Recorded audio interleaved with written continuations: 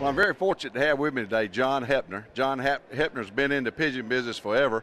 I've been reading his name ever since I got my first APJ. Me and him are probably about the same age, so we all both started early.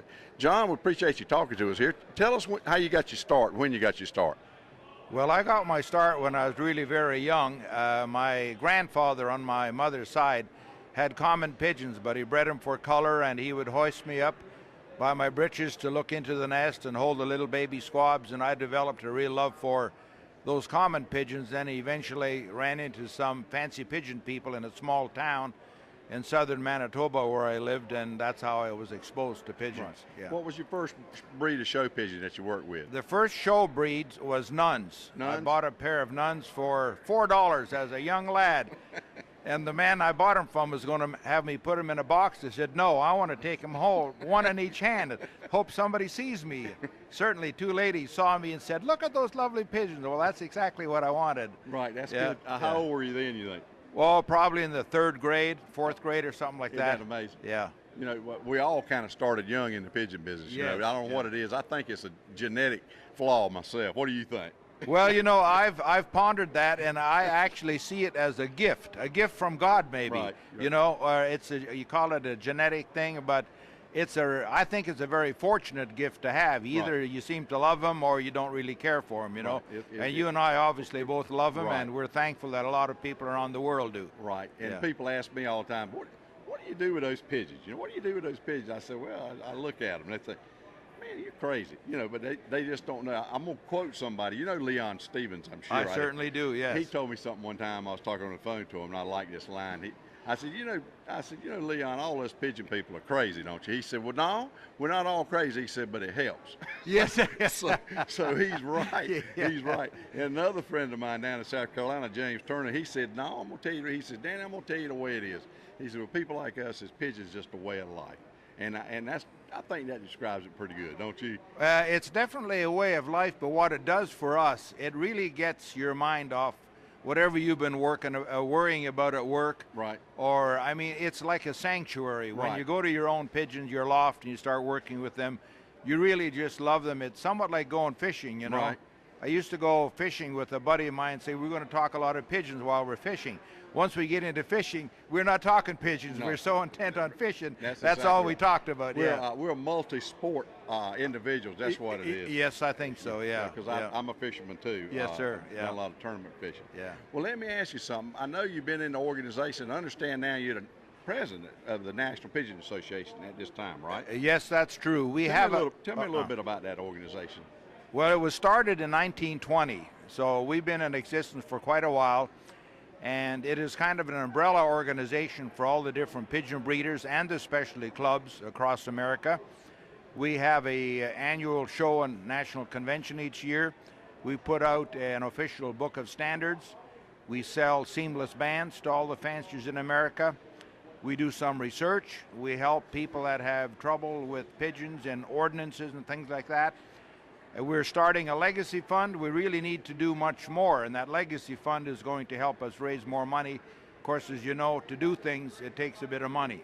What's a legacy fund exactly? Well, it's going to be a fund that people can simply donate to it or leave part of their estate to pigeons, and our fanciers have been out in front of us. Some people, upon their death, the widow comes to us and said he wanted us to give $5,000 to the National Pigeon Association. Oh, okay. So people are already thinking that, right, and so we know it's going to be successful, and it's in the formative stages right now. Well, that's great. That'll give you some of the money that you need. Exactly, yes. Well, I know you've had breeds over the years. What was the first breed that you ever had that you really just took serious? Was nuns were your first one. What's one you really took serious?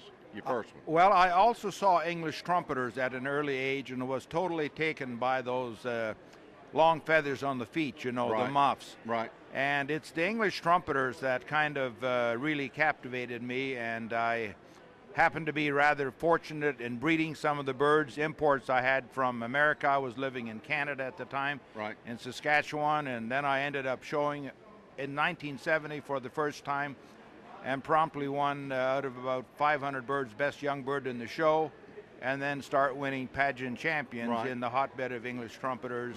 in the Los Angeles area. When did you move to California? 1972. Your work take you down there? Yes. I've been a principal of a private Christian school for some years. I was a vice principal and took a principal job in Turlock, California. Right. Now, pigeons, of course, I was already selling quite a few pigeons to California, and being there would have helped you too. And it was the pigeon connection that got me to California. Yes. Well, California is a hotbed for pigeons. That's It for is. sure. It is, and it was for English trumpeters. Right. That's right. Well, what are you working on today? What are I know you got a lot of different breeds, but what are you working on today pretty intensely?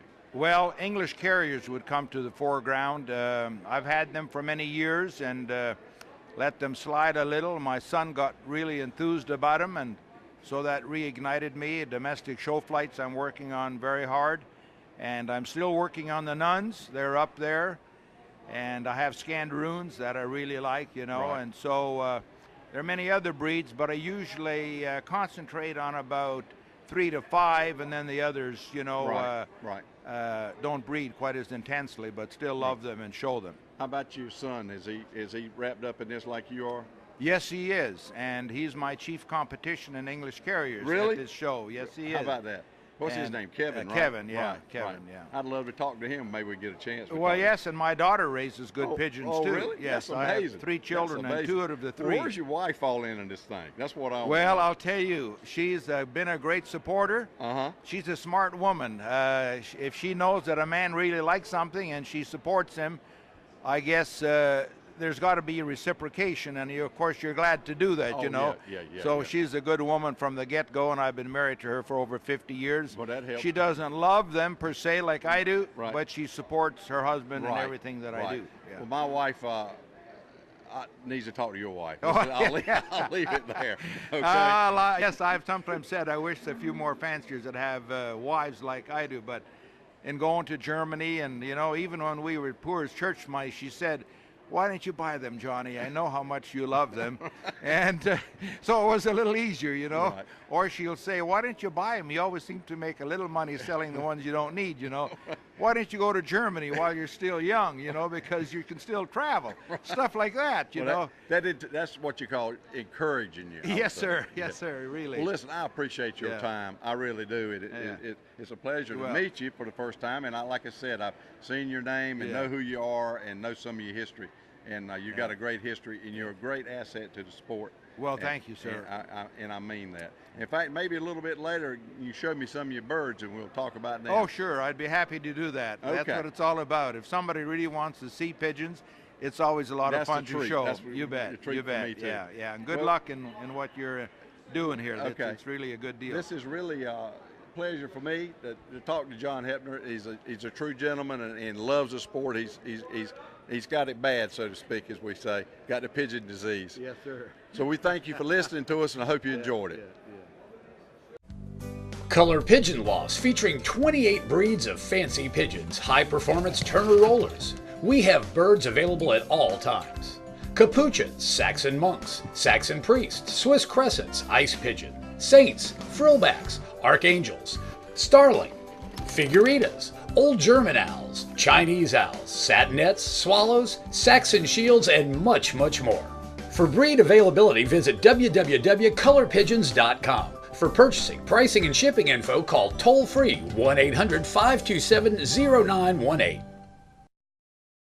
Hi, this is Jerry Gagne, Foy's Pigeon Supplies, oldest pigeon supply company in the United States. When Danny Joe approached us about being a part of this great project, we were really excited. If you're looking for pigeon supplies, if you're looking for pigeons, I hope you'll give us a call. Foy's Pigeon Supplies, we're on the internet, just type in Foy's, or if you'd like to call us, it's 1-877-355-7727. Ask about our 204-page all-color catalog. We'd be glad to send it to you.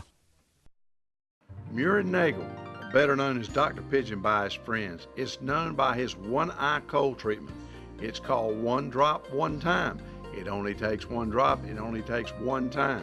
Every breeder needs at least one bottle of One Drop, One Time to keep in their loft for those nasty eye colds.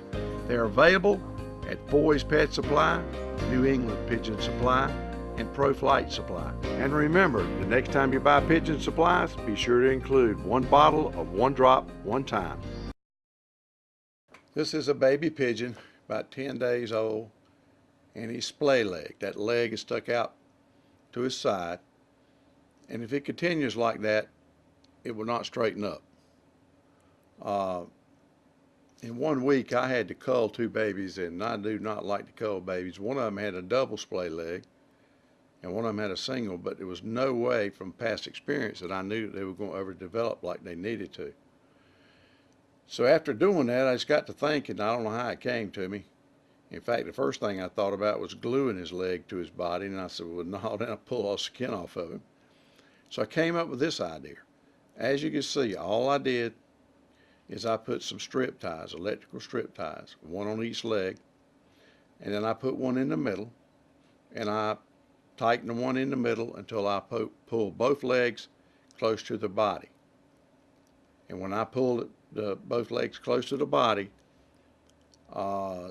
that's where they needed to be. And I put that bird back in the nest. This happened to be a single bird. Put that bird back into the nest. Parents fed it. I came back in 3 days, and I cut this contraption off of him, and he was perfect. I'm sure all of you seen this problem before. It's usually caused by just one bird being in a nest, and also being raised on a flat surface. So maybe this will help you save some little bird's life one day. And if it does, it's well worth the time I spent taking these pictures and talking about it with you. Well, that wraps it up for today. Enjoy doing this. The second one, just hope to get better each time. Well, before we go off there, I want to remind you one thing. You need to name the pet frillback now. I'm waiting for some input. Need to come up with a name for the pet frillback. Don't forget it. I'll see you next time. Thanks for watching Color Pigeons and More, the Pigeon TV show that covers all aspects of the pigeon hobby. Today's show has been brought to you by Foy's Pet Supplies since 1887, America's oldest bird supply company. Dr. Pigeon proven pigeon products, 18 to choose from. Color Pigeon Loft featuring 27 show breeds and high performance rollers. Be sure to tune in for our next episode. Be looking for us right here on the web.